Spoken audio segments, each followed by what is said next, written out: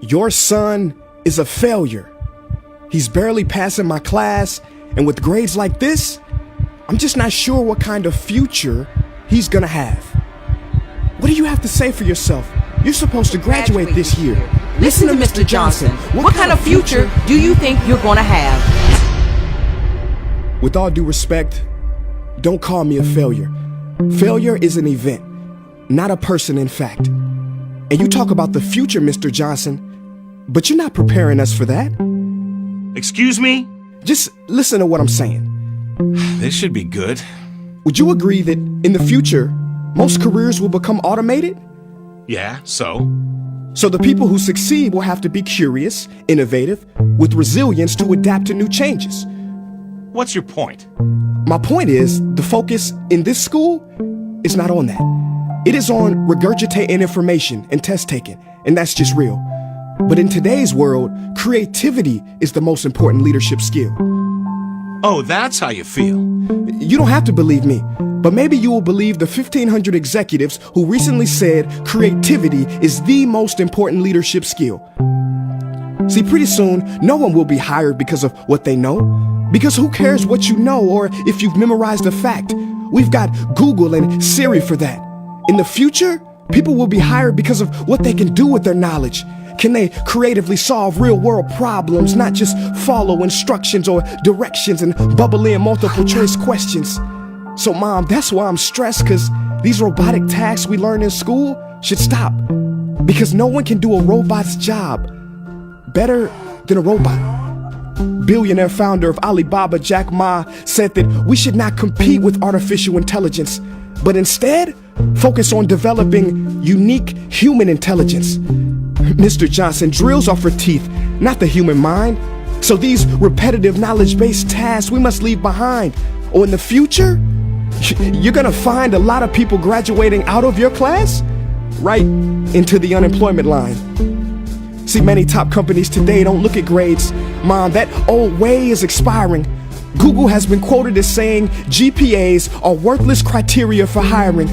Founder of Tesla, Elon Musk, agrees. So I say this with unease and sorrow. If you continue to teach today as you taught yesterday, then you rob us students of tomorrow. Mr. Johnson, I'm gonna keep it real with you. Sometimes sitting in your class is tough. I'm constantly thinking, if I don't look up at the clock, maybe it'll speed up.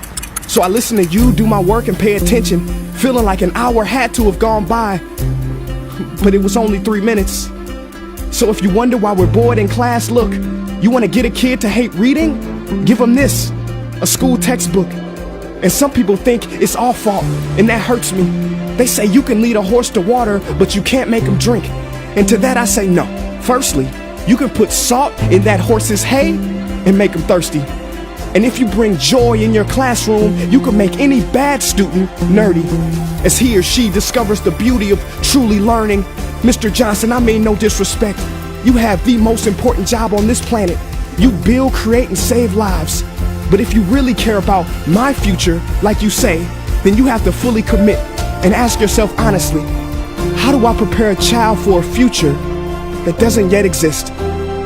Here's a hint. The answer is not found in this. It's using this and this. See, in the future, we will need more passion and compassion. People with inspired hearts and wisdom to uplift this planet. And Mom, I love you, but can I be real? Go ahead. You want to know one of the biggest factors for childhood success?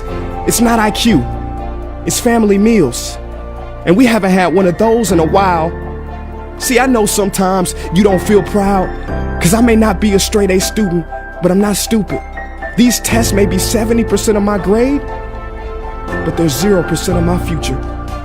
But don't worry, I'll pass this class and get through this. But I need you to give me the space I need to be me and live true. Because the best feeling in the world is that your own parents get you. There's a passage in a book called The Prophet by Khalil Gibran. And if you don't mind, I'd love to share it with you.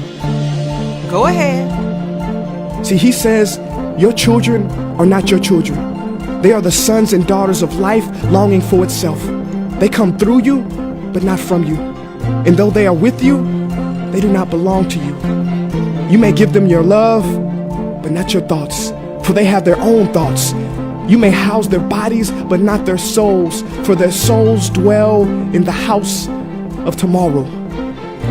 So, Mom, I'd appreciate it if you give me the love that I need to pursue my dreams.